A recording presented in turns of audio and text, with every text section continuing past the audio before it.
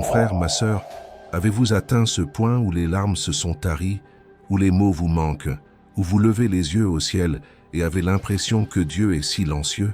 Aujourd'hui, je dois vous dire quelque chose qui redonnera espoir à votre cœur.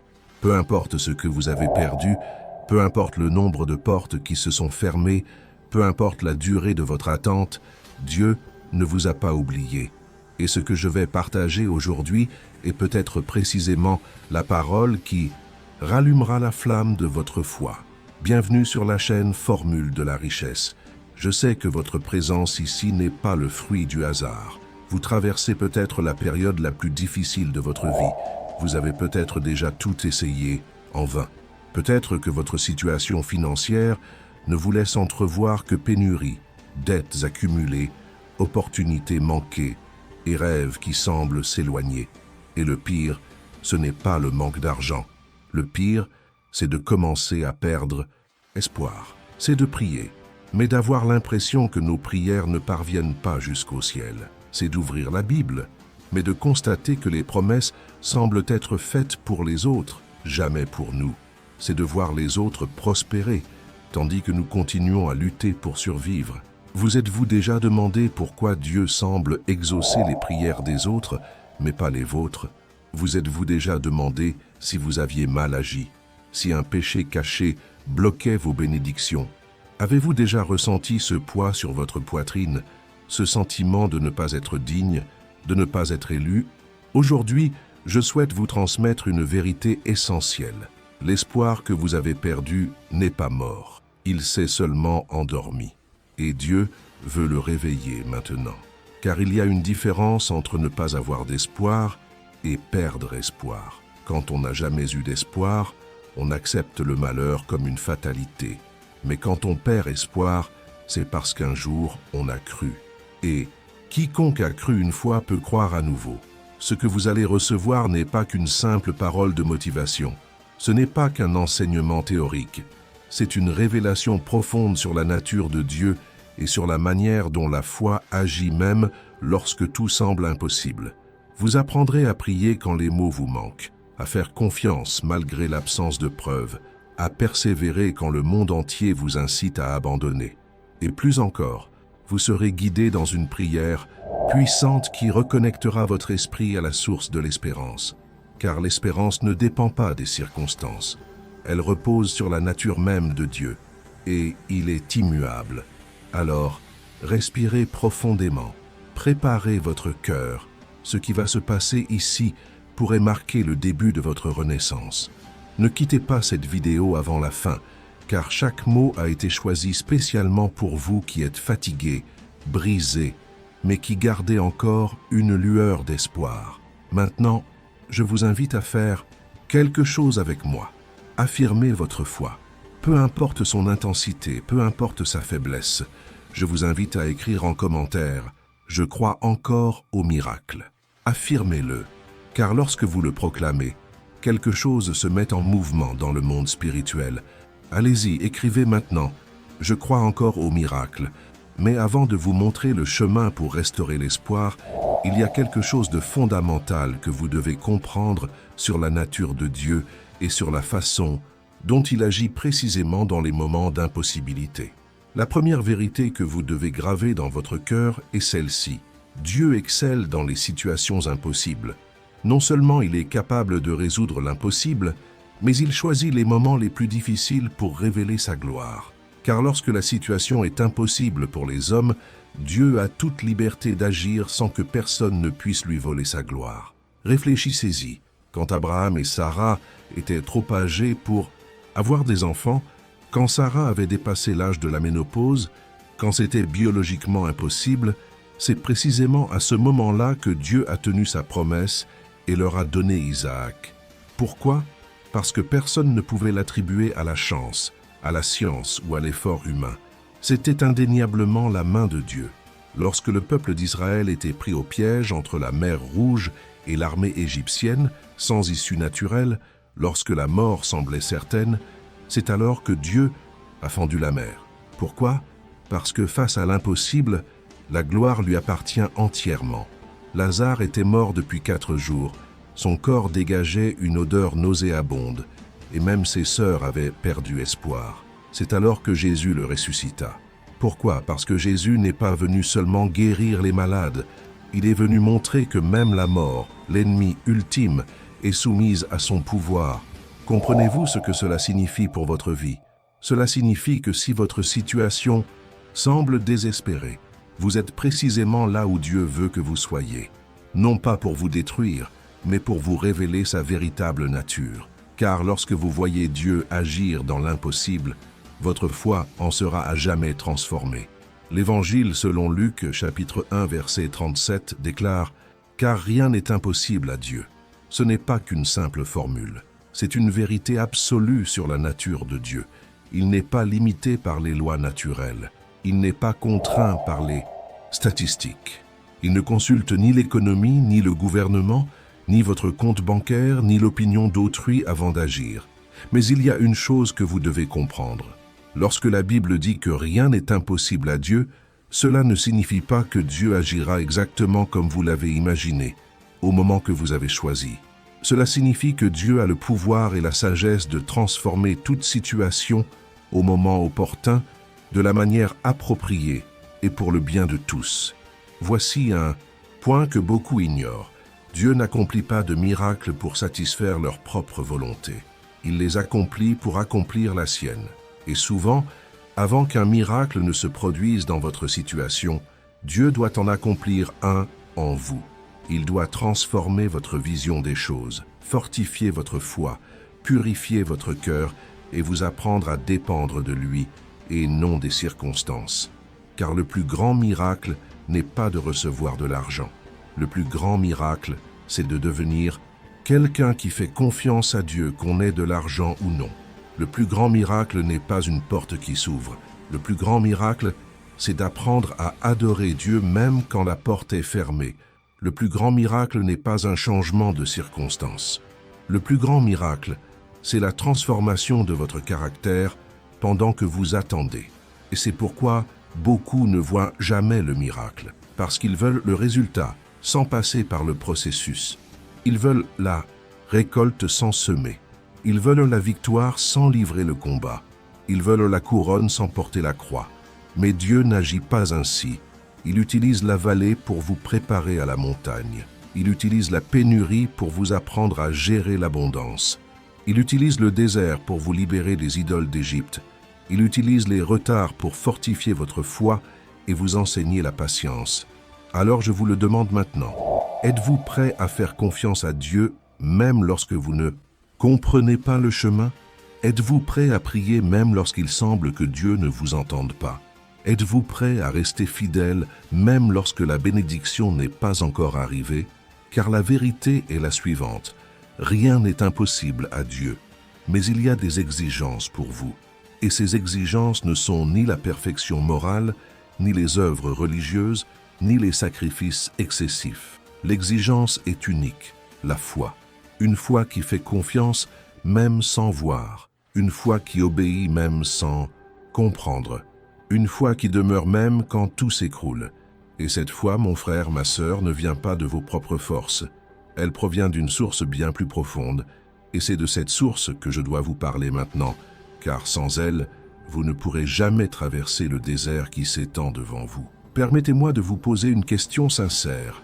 À quand remonte votre dernière prière sincère? Je ne parle pas de réciter des paroles apprises par cœur, ni de formuler des « demandez à la hâte avant de vous coucher ». Je parle de prier véritablement, d'ouvrir votre cœur à Dieu, de vous taire et d'écouter sa voix, de persévérer dans la prière jusqu'à ce que la paix envahisse votre âme. Car l'une des plus grandes tragédies de la vie chrétienne moderne est la perte de la pratique de la prière. Nous prions lorsque nous avons besoin de quelque chose, mais nous ne prions pas pour connaître quelqu'un. Nous prions pour des miracles, mais nous ne prions pas pour une relation intime avec Dieu. Nous prions avec nos lèvres, mais nos cœurs sont loin. Et puis, la frustration nous gagne quand on a l'impression que Dieu ne répond pas. Mais est-ce vraiment Dieu qui ne répond pas? Ou est-ce nous qui ne prions pas vraiment? Parlons-nous à Dieu, ou nous contentons-nous de lui parler de nos besoins? Jésus nous a enseigné la foi qui déplace les montagnes. Dans l'Évangile selon Matthieu, chapitre 17, verset 20, il dit « Si vous avez la foi comme un grain de moutarde, vous direz à cette montagne, déplace-toi d'ici là, et elle se déplacera. Rien ne vous sera impossible. » Écoutez bien, Jésus n'a pas dit qu'il vous fallait une foi immense. Il a dit qu'il vous fallait une foi authentique, même si elle est petite. Une graine de moutarde est l'une des plus petites graines qui existent. Pourtant, cette graine a le pouvoir de germer. Elle ne stagne pas, elle porte la vie en elle. Et c'est ce que Dieu recherche en vous. Non pas une foi parfaite, ni une foi sans doute, mais une foi vivante. Une foi qui, même modeste, est connectée à la source de vie qui est Dieu lui-même. Une foi qui grandit, qui se fortifie, qui porte du fruit. Mais comment cette foi grandit-elle? Comment se fortifie-t-elle? La réponse se trouve dans l'Épître aux Romains, chapitre 10, verset 17. La foi vient de ce qu'on entend, et ce qu'on entend vient de la parole de Christ. Votre foi ne grandit pas lorsque vous écoutez les opinions des autres. Elle ne grandit pas lorsque vous lisez des livres de développement personnel. Elle ne grandit pas lorsque vous recherchez uniquement des solutions naturelles. Votre foi grandit lorsque vous vous nourrissez de la parole de Dieu, lorsque vous méditez sur ses promesses, lorsque vous proclamez les vérités bibliques dans votre vie et lorsque vous remplacez les pensées d'échec par des pensées de Dieu. C'est là que réside la puissance de la prière. Car prier, ce n'est pas simplement parler à Dieu, c'est un dialogue. On parle, mais on écoute aussi. On demande, mais on adore aussi. On présente ses besoins, mais on reconnaît aussi la souveraineté de Dieu. La prière est l'arme la plus puissante du chrétien. Non pas parce que les mots ont un pouvoir magique, mais parce que par la prière, vous vous connectez à Dieu le Tout-Puissant. Par la prière, vous alignez votre volonté sur la sienne. Par la prière, vous laissez Dieu agir dans votre vie. L'apôtre Paul écrit dans l'Épître aux Philippiens, chapitre 4, versets 6 et 7. « Ne vous inquiétez de rien, mais en toute chose, par la prière et la supplication, avec des actions de grâce, faites connaître à Dieu vos demandes. Et la paix de Dieu, qui surpasse toute intelligence, gardera vos cœurs et vos pensées en Jésus-Christ. » Comprenez-vous ce que Paul dit? Il ne promet pas que Dieu vous accordera tout ce que vous demandez. Il promet quelque chose de bien meilleur. La paix. La paix au cœur de la tempête. La paix même sans réponse. Une paix qui dépasse l'entendement humain. Et c'est cette paix dont vous avez le plus besoin en ce moment. Car la paix vous permet d'attendre. La paix vous permet d'avoir confiance. La paix vous évite de prendre des décisions désespérées, de chercher de mauvaises solutions et d'abandonner prématurément. Mais je dois être honnête avec vous. Prier n'est pas toujours facile. Il y a des moments où vous devrez lutter. Il y a des moments où les mots ne sortiront pas. Il y a des moments où vous aurez l'impression de prier dans le vide. Et c'est précisément dans ces moments-là qu'il faut persévérer.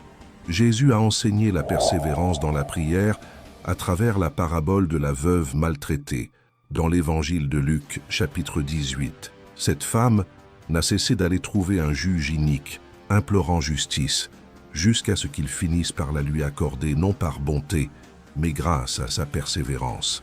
Jésus demande alors, si même un juge inique est sensible à la persévérance, combien plus le Père céleste, juste et aimant, répondra-t-il à ceux qui, criant vers lui jour et nuit?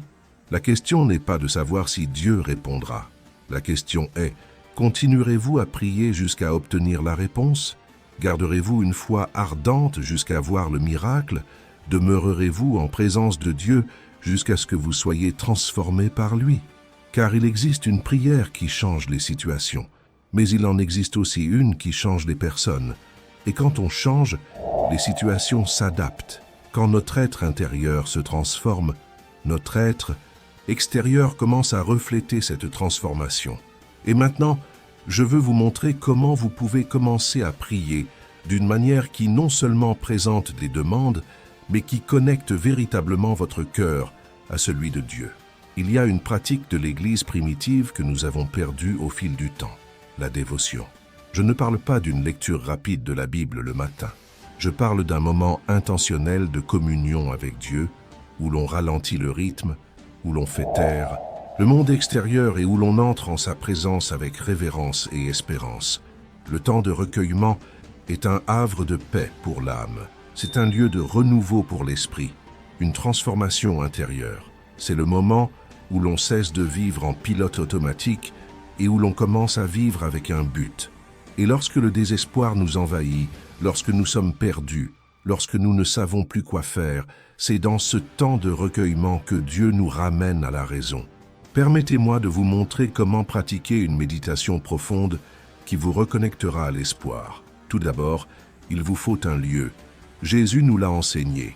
Il avait l'habitude de se retirer dans des endroits isolés pour prier.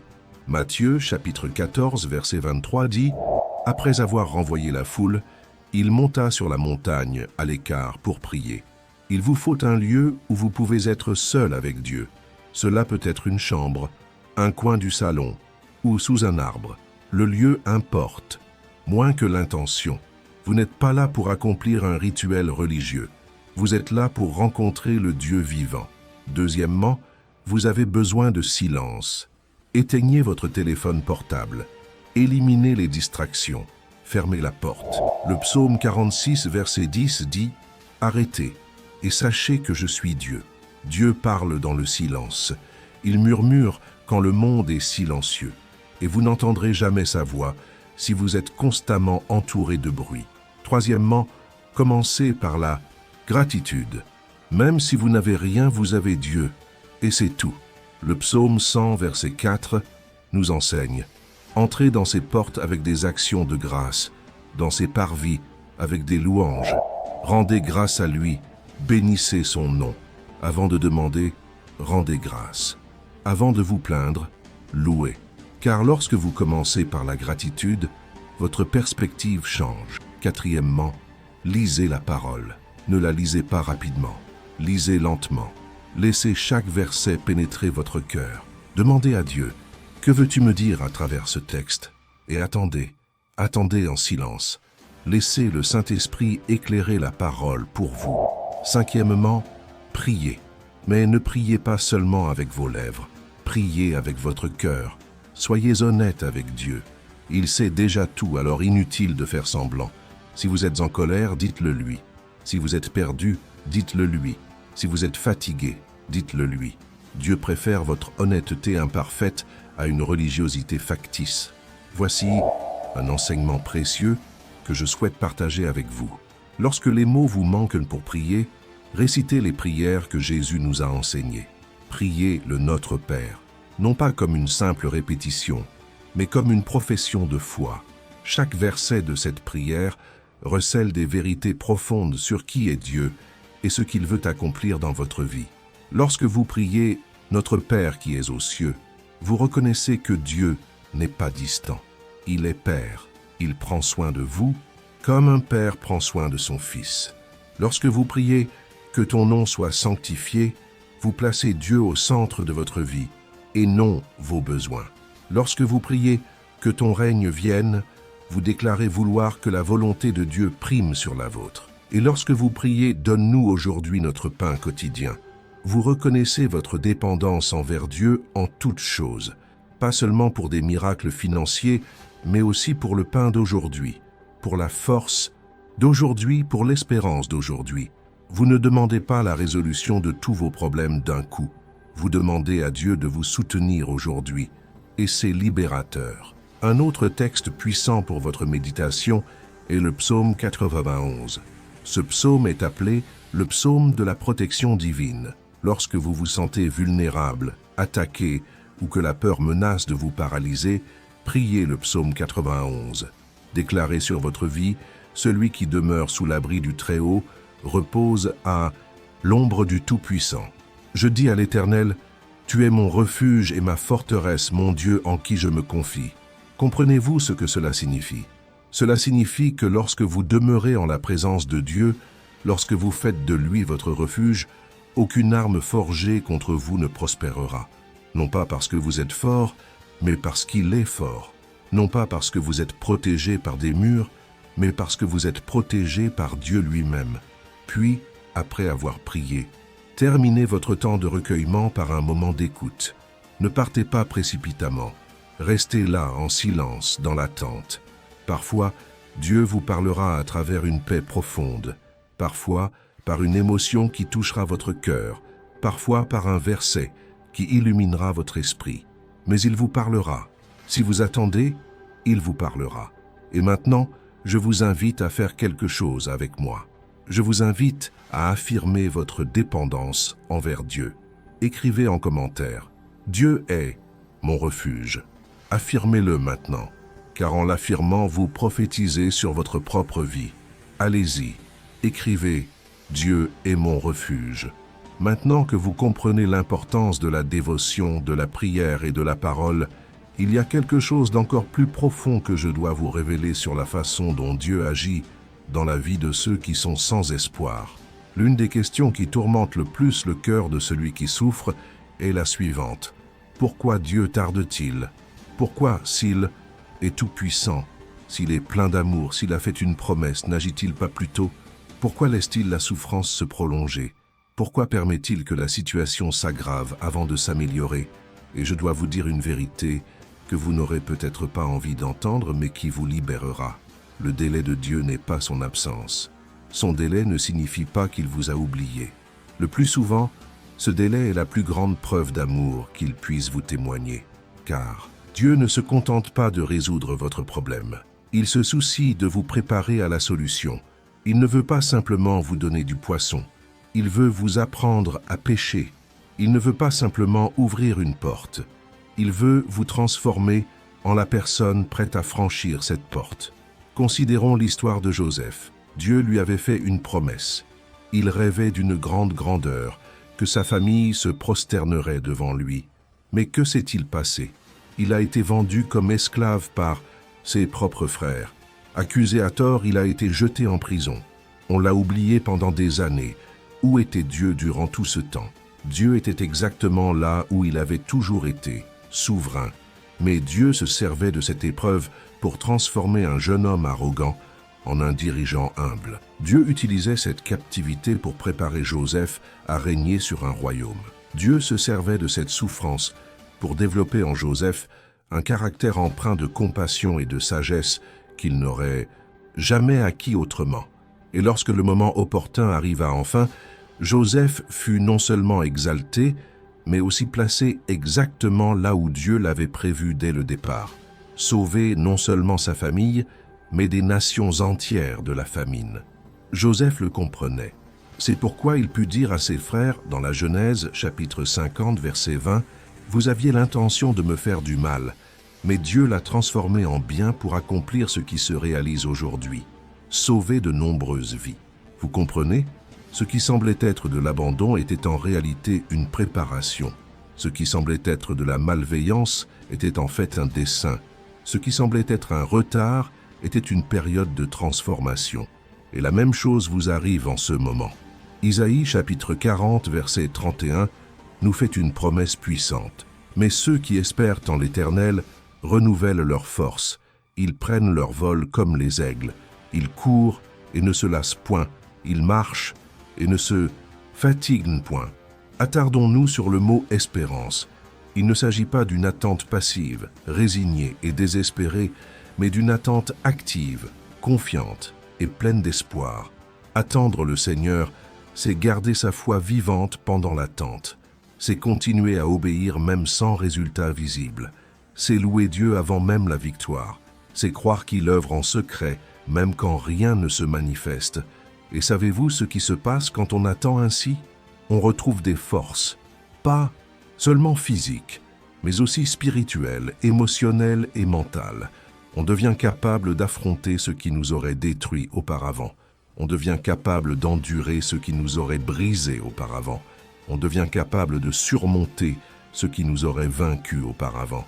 Mais je sais que c'est difficile. Je sais qu'il y a des jours où vous vous réveillez et où l'espoir semble s'être éteint du jour au lendemain.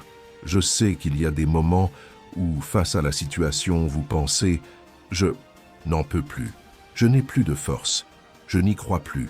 Et c'est précisément dans ces moments-là qu'il faut se souvenir d'une chose, vous n'êtes pas seul. Le psaume 34, verset 18 déclare « L'Éternel est près de ceux qui ont le cœur brisé Il sauve ceux qui ont l'esprit abattu. Dieu n'est pas loin de vous. Il est proche, plus proche que vous ne l'imaginez. Il voit chaque larme, il entend chaque soupir, il ressent chaque douleur, et il agit, même quand vous ne vous en rendez pas compte. Mais en attendant, il y a quelque chose que vous devez faire. Continuez à chercher Dieu, à lire la parole et à prier. Car la foi ne se nourrit pas des sentiments, mais des choix quotidiens. Vous choisissez de croire, de faire confiance et d'obéir, même quand vous n'en ressentez pas l'appel. Et puis, en temps voulu, non pas à votre rythme, mais au rythme de Dieu, vous verrez la manifestation. Vous comprendrez pourquoi cela a pris autant de temps. Vous serez reconnaissant pour ce cheminement. Vous reconnaîtrez que si cela s'était produit plus tôt, vous n'auriez pas été prêt. Vous n'auriez pas eu le caractère nécessaire. Vous n'auriez pas eu la maturité requise. Et plus important encore que de recevoir ce que vous attendez, vous deviendrez celui ou celle que Dieu souhaite que vous soyez. Cette transformation intérieure vaut bien plus que n'importe quelle bénédiction extérieure, car les bénédictions sont éphémères, mais le caractère demeure, la foi demeure, la relation avec Dieu demeure. Alors n'abandonnez pas maintenant, ne cessez pas de croire maintenant, ne perdez pas la foi maintenant, car vous êtes plus près du but que vous ne le pensez, et ce que Dieu vous réserve vaut chaque larme, chaque nuit blanche, chaque instant d'angoisse. Il existe une prière qui transcende les mots. C'est la prière qui jaillit d'un cœur brisé, d'un esprit meurtri, d'une âme qui n'a plus la force de formuler de belles phrases ou des paroles théologiquement justes.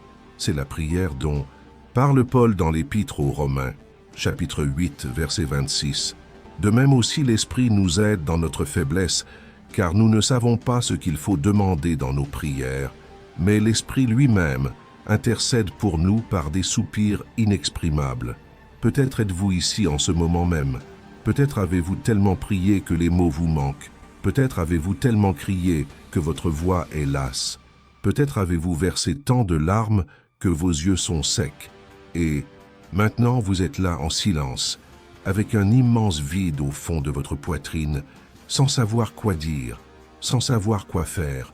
Je dois vous dire, c'est l'un des lieux les plus sacrés qui soit, car lorsque vous atteignez vos limites, vous vous trouvez au commencement de Dieu. Quand vos forces vous abandonnent, sa puissance se manifeste pleinement. Quand les mots vous manquent, le Saint-Esprit intercède pour vous. Il n'est pas nécessaire d'avoir des paroles éloquentes pour toucher le cœur de Dieu. Il n'est pas nécessaire de prononcer de longues prières théologiquement parfaites. Il suffit d'un cœur sincère, un cœur qui dit « Dieu, je n'en peux plus, j'ai besoin de toi, je ne sais pas comment m'en sortir, mais je sais que tu le sais. » Et savez-vous ce que Dieu fait de cette prière simple, imparfaite et sincère?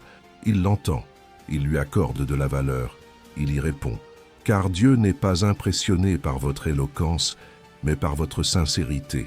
Il ne recherche pas les démonstrations de piété, mais la sincérité des cœurs. Le roi David, auteur de tant de psaumes, connaissait ce lieu. Il savait ce que c'était que de crier vers Dieu du plus profond du désespoir. Dans le psaume 130, versets 1 et 2, il écrivit « Des profondeurs je crie vers toi, Seigneur. Seigneur, écoute ma voix. Que tes oreilles soient attentives à ma supplication, du fond du gouffre. Non pas des hauteurs, non pas d'un lieu de victoire, du fond du gouffre, du plus bas, du lieu le plus sombre, du lieu le plus désespéré. » Et c'est de là que David a crié. Et Dieu l'a entendu. Dieu entend toujours ceux qui crient du fond du gouffre. Mais je veux vous montrer quelque chose de puissant. Quand vous ne savez pas comment prier, quand les mots vous manquent, vous pouvez utiliser les prières qui se trouvent déjà dans la Bible. Vous pouvez prier les psaumes. Vous pouvez prier les paroles que Jésus a enseignées. Car ces prières ont été inspirées par le Saint-Esprit lui-même. Et elles possèdent une puissance qui dépasse notre entendement. Et maintenant, je voudrais vous inviter à quelque chose. Ne partez pas de cet instant. Ne précipitez rien, car je vais vous guider dans une prière. Pas ma prière, mais une prière que nous aurons partagée. Une prière où, ensemble, nous nous présenterons devant Dieu, reconnaissant notre faiblesse, déclarant notre besoin, mais aussi affirmant notre confiance en lui. Avant d'entamer ce moment de prière, je tiens à vous dire quelque chose. Ce message transforme votre vision de Dieu et de la prière. Vous êtes fortifié en ce moment même.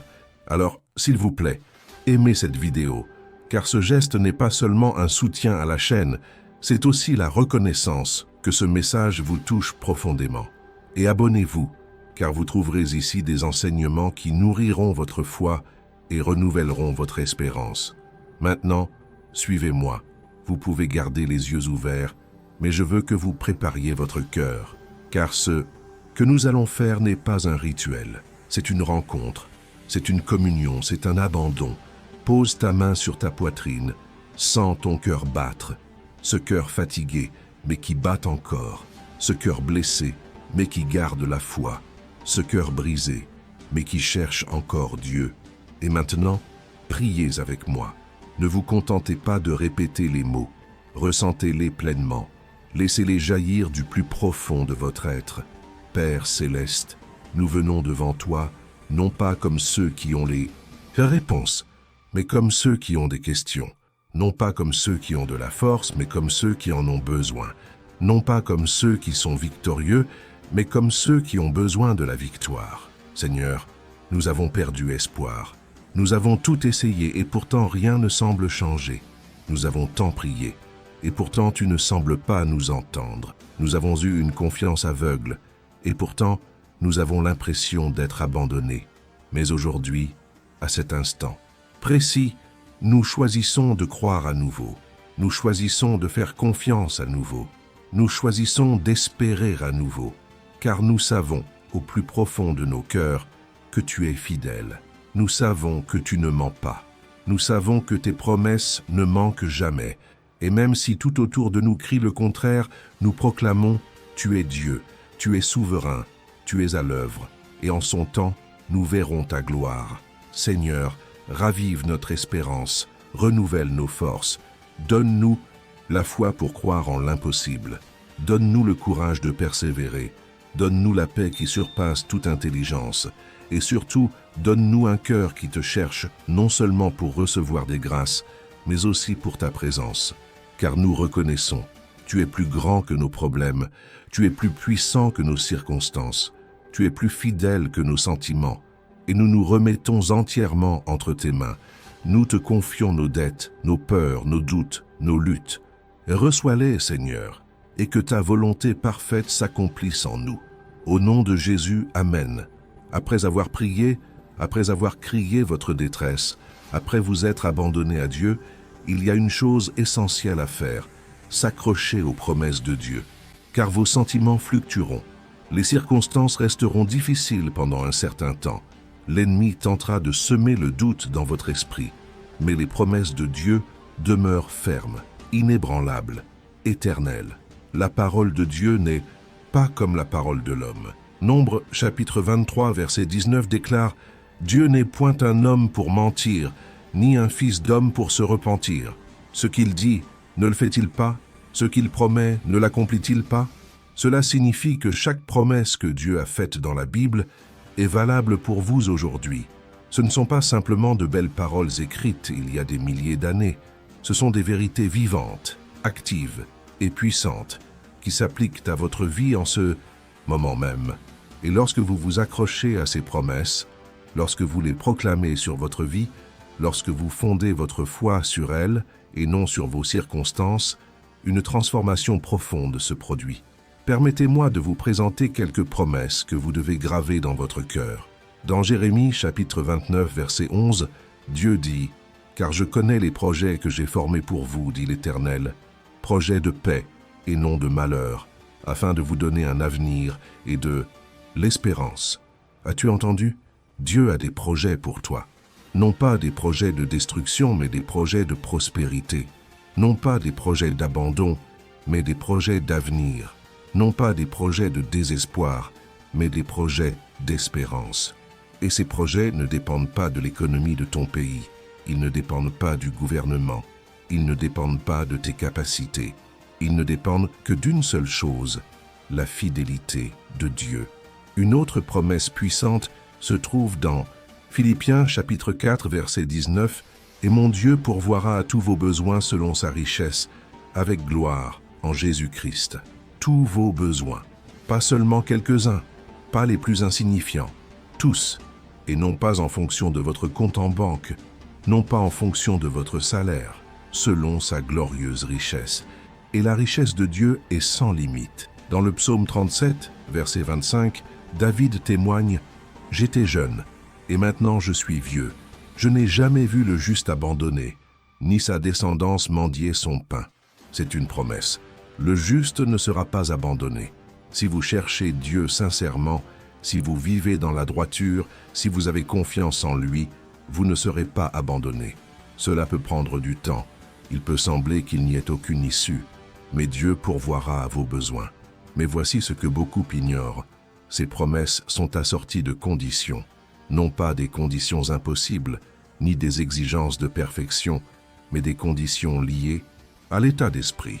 Dans le livre des Proverbes, chapitre 3, versets 5 et 6, il est écrit « Confie-toi en l'Éternel de tout ton cœur et ne t'appuie pas sur ta propre intelligence.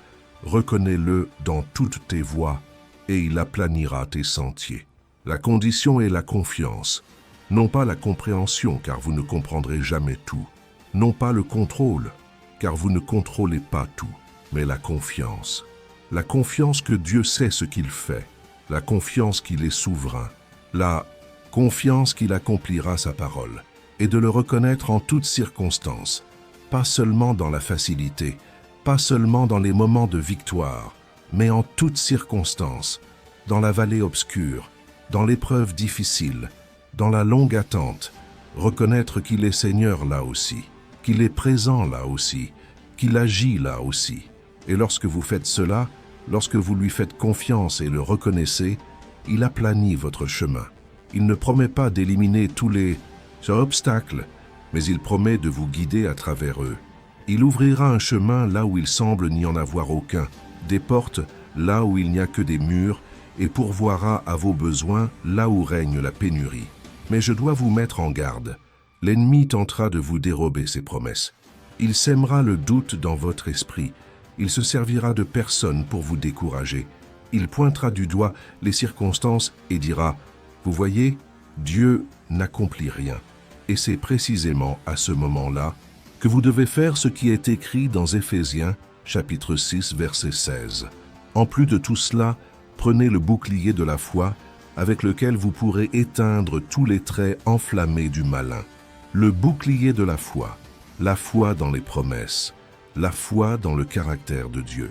Une foi qui ne repose pas sur ce que vous voyez, mais sur ce que Dieu a dit. Cette foi est votre bouclier. Cette foi vous protège des attaques. Cette foi vous maintient inébranlable quand tout s'écroule autour de vous. Et savez-vous ce qui se passe lorsque vous tenez bon, lorsque vous ne renoncez pas, lorsque vous continuez à avoir confiance? Vous devenez un témoignage vivant de la puissance de Dieu. Vous devenez la preuve de sa fidélité. Vous devenez un instrument dont il se sert pour encourager ceux qui traversent la même épreuve. Car votre histoire ne s'achève pas dans la lutte, elle s'achève dans la victoire. Et lorsque vous vous retournerez sur votre passé, vous verrez la main de Dieu dans chaque détail, dans chaque retard, dans chaque difficulté. Et vous comprendrez que tout avait un sens. Il y a une dimension à la prière que peu comprennent, mais elle est extrêmement puissante. Et c'est de cela que je veux vous parler maintenant. L'un des plus grands pièges que l'ennemi vous tend est l'isolement. Il vous fait croire que vous êtes seul à traverser cette épreuve. Il vous fait honte de votre situation, alors vous vous cachez. Vous cessez de vous réunir. Vous cessez de partager vos difficultés. Vous essayez de porter le fardeau seul. Et plus vous vous isolez, plus le fardeau devient lourd. Mais Dieu n'a jamais voulu que vous viviez la vie chrétienne seul. Il vous a placé dans un corps, l'Église. Et chaque membre de ce corps a une fonction. Quand un membre est faible, les autres le fortifient. Quand un membre est tombé, les autres le relèvent. Quand un membre est sans espoir, les autres partagent l'espoir. L'Ecclésiaste, chapitre 4, versets 9 et 10, nous enseigne « Deux valant mieux qu'un, car ils retirent un bon profit de leur travail. Si l'un d'eux tombe, l'autre peut le relever. Mais malheur à celui qui tombe, et n'a personne pour le relever. Tu as besoin de communion fraternelle. Tu as besoin de frères et sœurs en la foi qui t'accompagnent, qui prient pour toi, qui te rappellent les promesses de Dieu quand tu les oublies.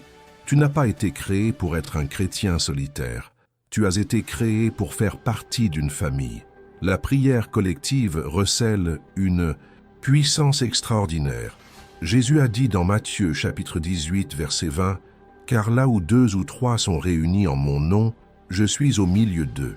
Lorsque vous priez seul, Dieu vous entend.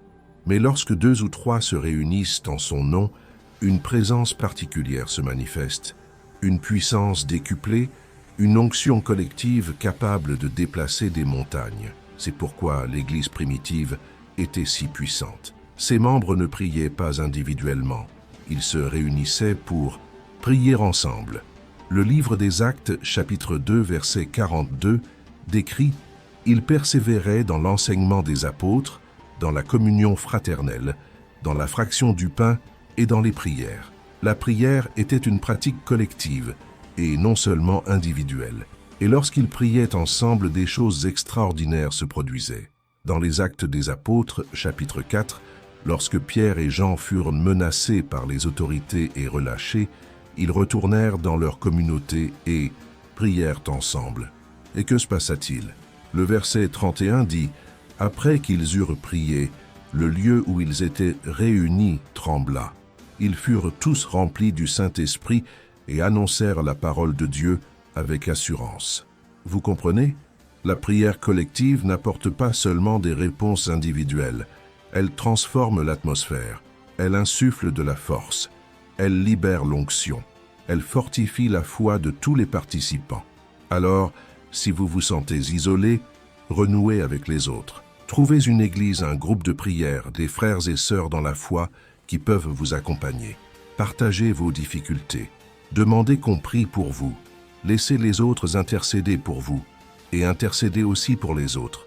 Car lorsque vous priez pour votre prochain, Dieu répond aussi à vos propres prières. Jacques, au chapitre 5, verset 16, nous exhorte « Confessez donc vos péchés les uns aux autres et priez les uns pour les autres afin d'être guéris. » La prière du juste est puissante et efficace. La guérison, la délivrance et la providence viennent de la prière et de l'intercession mutuelle. Voici un point important. N'attendez pas de vous sentir bien pour rechercher la communion fraternelle. Recherchez la communion fraternelle pour vous sentir bien. N'attendez pas d'avoir toutes les réponses pour retourner à l'Église. Allez à l'Église pour trouver les réponses. N'attendez pas que votre foi soit forte pour entrer en contact avec d'autres croyants. Entrez en contact avec d'autres croyants afin que votre foi soit fortifiée. Dans l'Épître aux Romains, chapitre 1, verset 12, Paul écrit « Afin que nous soyons mutuellement encouragés par notre foi. La foi est contagieuse. Au contact de croyants, votre propre foi grandit. Entendre des témoignages de miracles ravive votre espérance. Participer à des moments de louange collective fortifie votre esprit. C'est pourquoi l'ennemi s'efforce tant de vous isoler, car il sait que seul, vous êtes plus vulnérable. Seul, vous êtes plus faible. Seul, vous abandonnez plus facilement. Mais en communion avec les autres, vous êtes fort. En communion avec les autres, vous êtes encouragé. En communion avec les autres, vous persévérez. Et en parlant de fraternité, j'aimerais vous demander quelque chose. Cet enseignement que vous recevez n'est pas seulement pour vous. Il y a quelqu'un dans votre entourage qui a aussi perdu espoir, qui mène les mêmes combats, qui a besoin d'entendre ce message. Partagez cette vidéo avec au moins 5 personnes. Soyez un instrument de Dieu pour apporter l'espoir dans d'autres cœurs. Car lorsque vous bénissez les autres, Dieu vous bénit. Et maintenant, il y a une dernière chose que je dois vous dire, quelque chose qui scellera tout ce qui a été dit jusqu'à présent. Après tout ce qui a été dit, après toutes les promesses faites, après toutes les prières offertes, il reste une dernière étape à franchir. Et cette étape est la plus importante de toutes. La décision d'agir avec foi, car la foi sans les œuvres est morte. Jacques, chapitre 2, verset 17 est clair. De même, la foi, si elle n'a pas les œuvres, est morte en elle-même. Vous pouvez prier, vous pouvez proclamer, vous pouvez croire, mais si vous n'agissez pas, rien ne se passe. Agir par la foi ne signifie pas agir de façon inconsidérée. Cela ne signifie pas prendre des décisions insensées sans rechercher la sagesse divine. Agir par la foi, c'est obéir à la volonté de Dieu, même lorsque cela semble illogique. C'est faire le premier pas, même sans connaître le chemin. C'est semer, même sans garantie de récolte. Imaginez cette femme atteinte d'hémorragie. Elle avait la foi qu'en touchant les vêtements de Jésus, elle serait guérie. Mais il lui fallait agir, se frayer un chemin à travers la foule, oser le rejet, le jugement et l'humiliation publique. Et pourtant, elle a agi. Et lorsqu'elle l'a touché, le miracle s'est produit. Imaginez Pierre marchant sur l'eau. Il avait la foi que Jésus le soutiendrait. Mais il devait sortir de la barque. Il devait franchir le pas. Il devait prendre un risque. Et tant qu'il gardait les yeux fixés sur Jésus, l'impossible se produisit. Imaginez les serviteurs aux noces de Cana. Jésus leur avait dit de remplir les jarres d'eau. Cela paraissait absurde. Ils avaient besoin de vin, pas d'eau. Mais ils obéirent, ils agirent, et l'eau se changea en vin. Comprenez-vous le schéma? Dieu accomplit la partie surnaturelle, mais vous devez accomplir la partie naturelle. Dieu fend la mer, mais vous devez la traverser. Dieu abat les murs, mais vous devez les contourner. Dieu multiplie le pain, mais vous devez apporter ce que vous avez en main. Alors je vous le demande, que vous demande Dieu? Quel acte de foi reportez-vous? À quelle obéissance refusez-vous d'obéir? Quelle action savez-vous devoir entreprendre, mais que la peur vous paralyse? Peut-être s'agit-il de chercher un emploi, peut-être de créer une entreprise, peut-être de pardonner à cette personne, peut-être de retourner à l'église, peut-être de donner la dîme fidèlement, même quand on a l'impression de ne pas avoir assez, peut-être de se libérer de ce qui nous empêche d'avancer. Quoi que ce soit, faites-le, pas demain, pas la semaine prochaine, faites-le maintenant, car l'obéissance est le langage de la foi. Et lorsque vous obéissez, vous libérez la puissance de Dieu pour qu'elle agisse dans votre vie.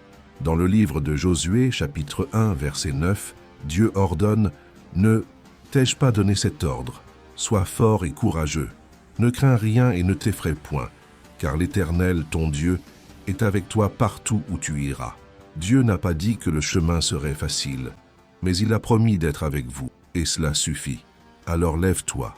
N'attends plus d'en avoir envie. N'attends plus d'avoir toutes les réponses. N'attends plus que les circonstances changent. Lève-toi et marche. Fais le premier pas. Avance vers la promesse.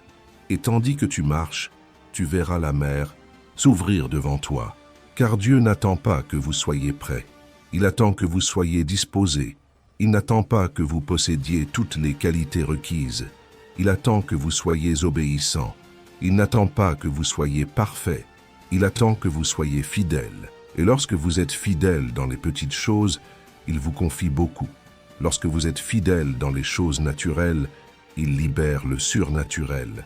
Lorsque vous êtes fidèles dans la pénurie, il vous conduit à l'abondance. Mais je sais que vous vous dites peut-être « et si j'échoue ?» Et si je me lance et que ça ne marche pas, laissez-moi vous dire une chose. Il vaut mieux échouer en essayant que de mourir sans avoir jamais tenté sa chance. Il vaut mieux se tromper par obéissance que réussir par désobéissance. Il vaut mieux risquer et tomber que d'être paralysé par la peur. Car lorsque vous tombez en essayant d'obéir à Dieu, il vous relève. Le livre des Proverbes, chapitre 24, verset 16, nous l'assure. Le juste, même s'il tombe 7 fois, se relève. Vous pouvez tomber, mais vous ne restez pas à terre, car les mains du Père sont là pour vous relever. Alors aujourd'hui, maintenant, prenez une décision. Décidez de ne plus vivre dans un espoir vain. Décidez de lutter pour un espoir vivant. Décidez de croire aux promesses de Dieu, même quand tout semble dire le contraire.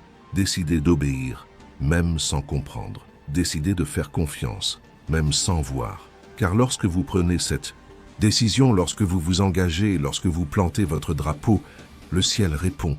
Les anges se mettent en mouvement. Les circonstances s'alignent. Et ce qui semblait impossible devient possible. Mon frère, ma sœur, nous sommes arrivés ensemble au terme de ce voyage. Et j'espère sincèrement que quelque chose a changé en vous, que l'espoir est revenu, que la foi s'est renouvelée. que la confiance en Dieu s'est fortifiée. Rien n'est impossible à Dieu. Ce n'est pas qu'une belle expression, c'est une vérité absolue. Et cette vérité s'applique à votre vie, vos finances, vos rêves, votre famille, à tout ce que vous avez remis entre ses mains. La prière que nous avons faite ensemble n'a pas été vaine. La méditation que je vous ai enseignée n'est pas une simple théorie. Les promesses que nous avons faites ne sont pas vaines. Tout cela a du pouvoir, tout cela fonctionne, mais seulement si vous continuez, seulement si vous persistez, seulement si vous n'abandonnez pas. Alors, continuez de prier, continuez de chercher, continuez d'avoir confiance. Faites du Notre Père le fondement de votre prière quotidienne.